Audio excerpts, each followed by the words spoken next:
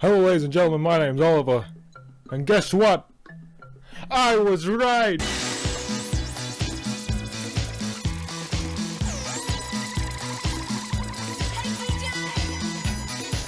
My favorite thing about Control is that it confirms my theory about Microsoft that I made in my Crackdown 3 video. Allow me to explain. Remedy made a Quantum Break, right? Which was an Xbox exclusive and, needless to say, wasn't very good. They then immediately left Microsoft to make this game with presumably a lot smaller of a budget. And it's way better. Insomniac did the exact same thing and just got bought by Sony. God, it's like working for Microsoft sucks or something. God, it's like they fuck with everything they're given. How weird! Now maybe you can understand that their new studios like Obsidian and Double Fine are about to die a horrible death. It doesn't mean they'll fuck it up, they might have learned their lesson, but I'm scared. So how's Control then? Well, I'm glad you asked, because it's okay.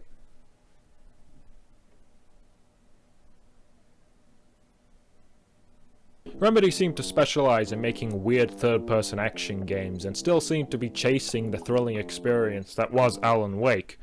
So, is Control better than Alan Wake? Probably not, but it's definitely second place and still leagues above old Quantum Break over there. It gets a lot of things right, but the best way to sum up Control is it's a giant missed opportunity. It reminds me a lot of Psyops, you know, that original Xbox game? The one with the mind powers.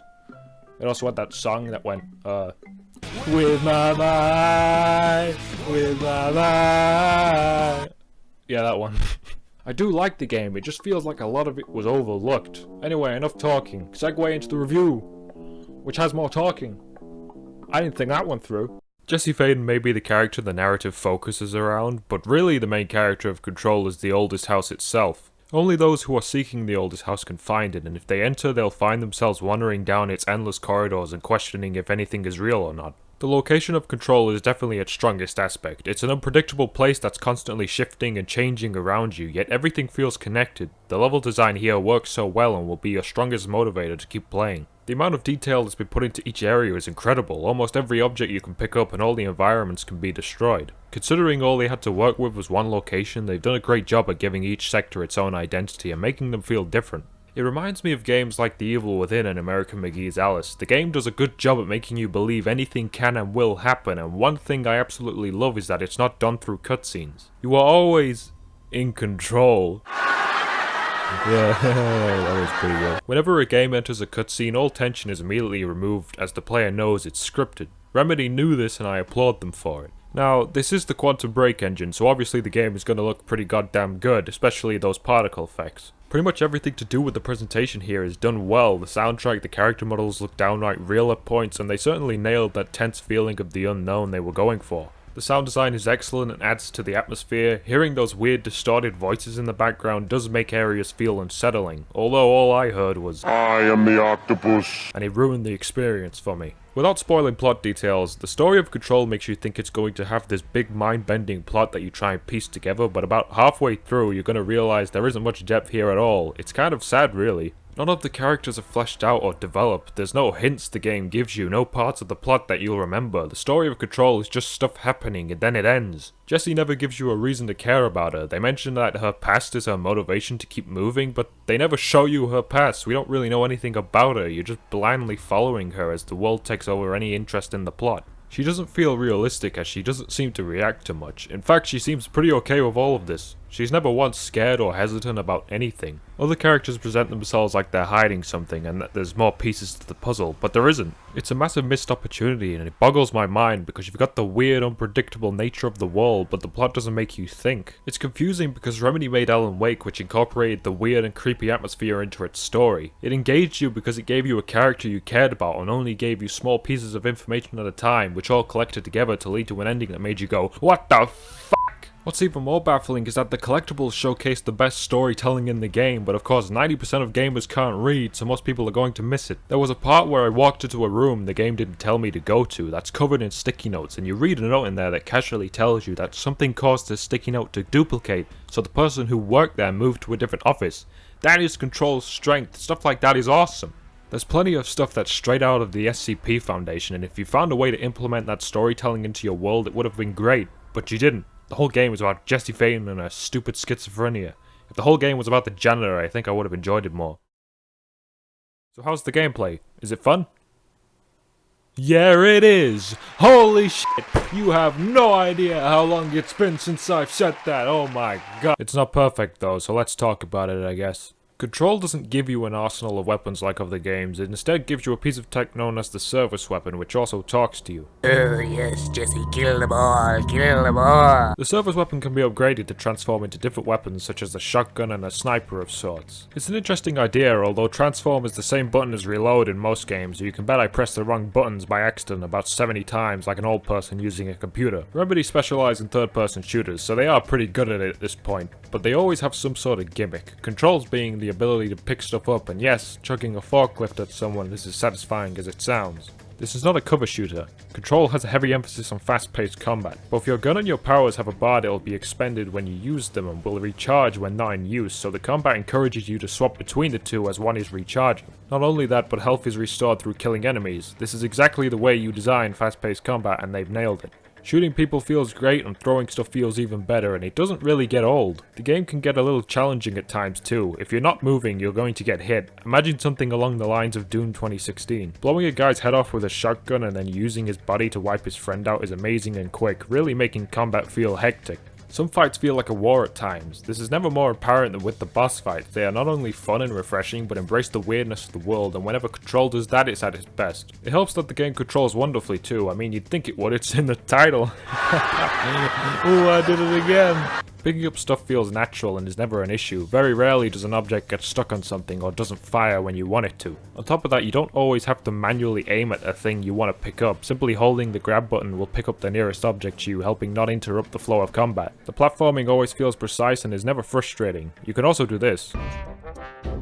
The other major positive Control has regarding its gameplay is something that in the end is going to hurt the game more than it helps it, and that's the side missions.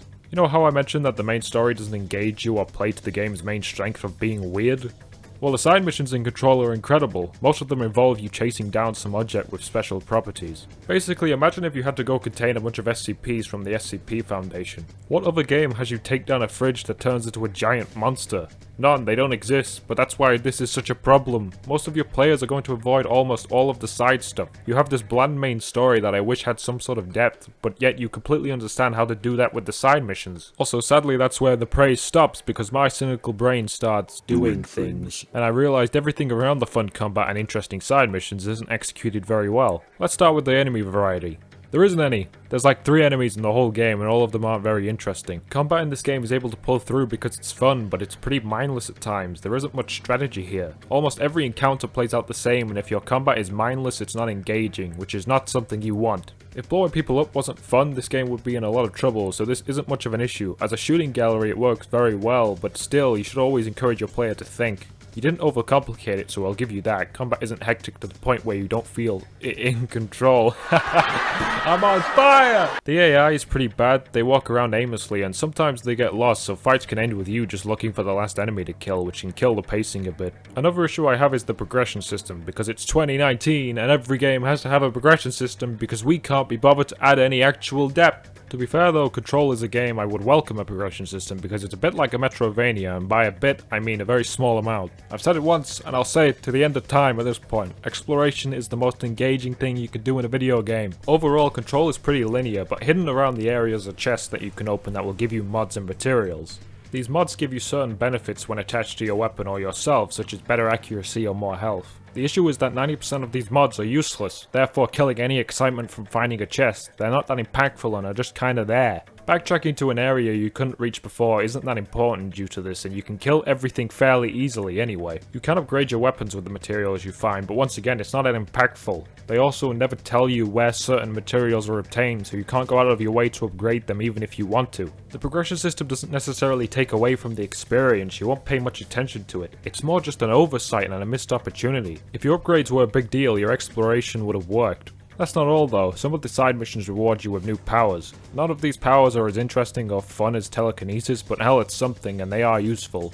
Your powers can be upgraded by, you guessed it, it's a skill tree!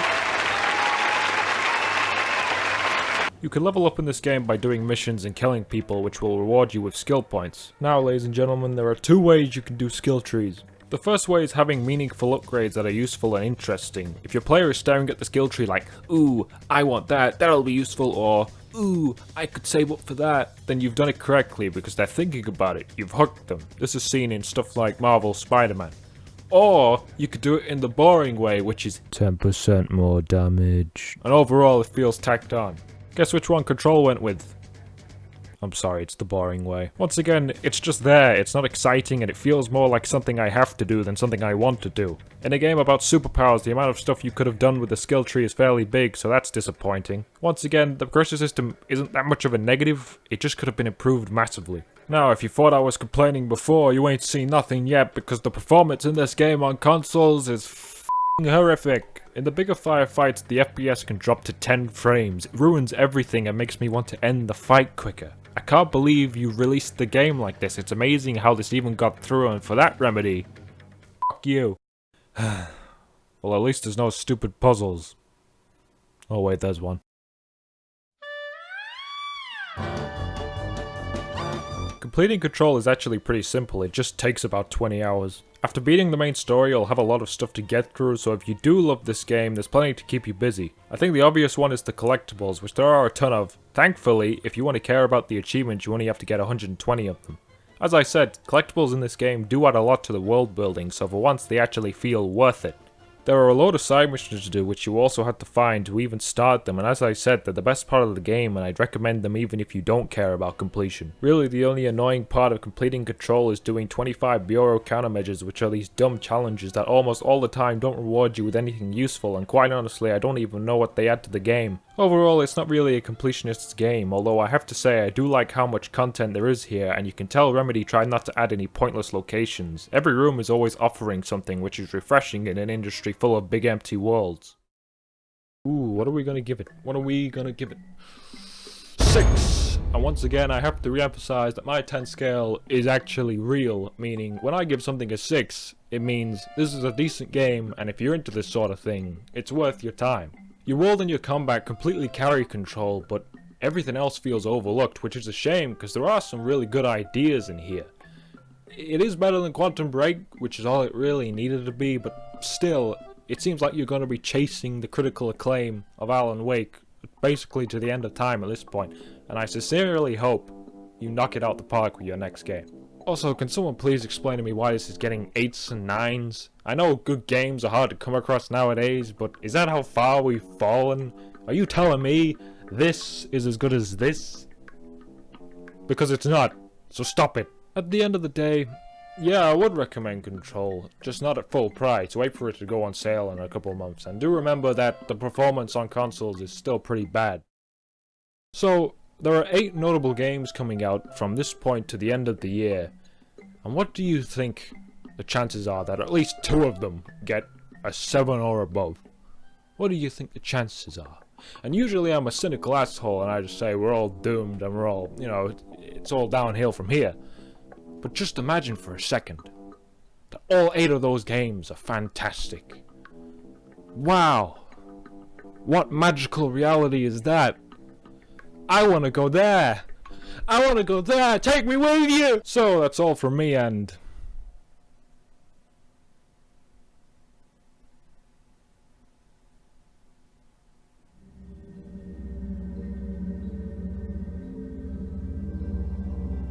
it's just that I get my hopes up.